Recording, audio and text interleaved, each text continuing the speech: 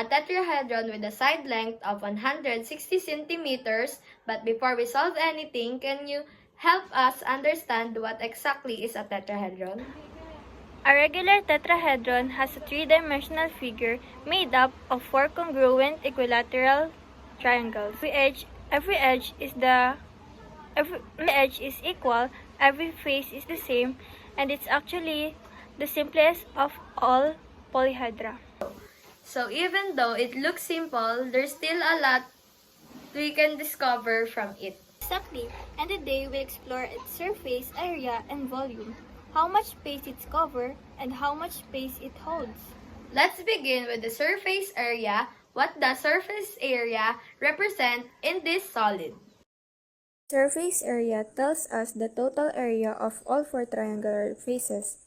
Since each face is an equilateral triangle and all sides are equal, we can use a single formula for the entire solid. Now, let's go deeper. What about the volume? Why is it important?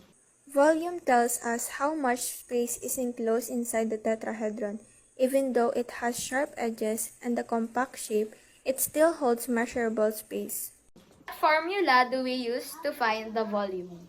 In getting the volume of a tetrahedron, we use the formula volume equals a cubed over 6 square root of 2. In this juncture, let us solve for the volume of a tetrahedron. In finding the volume of a regular tetrahedron, we use the formula volume is equals to a cubed over 6 square root of 2, wherein a represents the side length, which is the 160 centimeters. So our next step is to substitute the side length.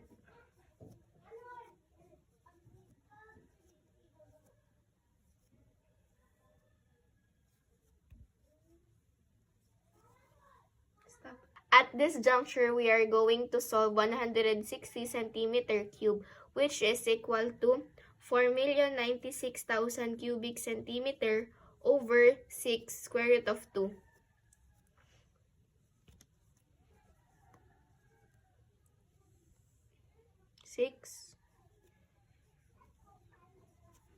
So now we are going to divide 4,096,000 cubic centimeter by the value of 6 square root of 2.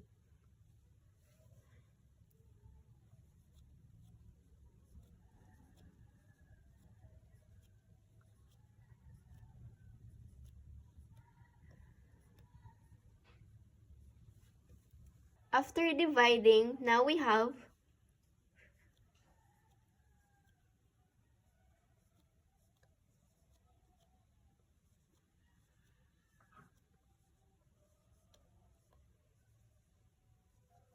In writing the final answer, we must only have two decimal places. So therefore, we're going to round it to the nearest hundredths. And therefore, we have 482,718.23 cubic centimeters. And that is how you solve for the volume of a regular tetrahedron.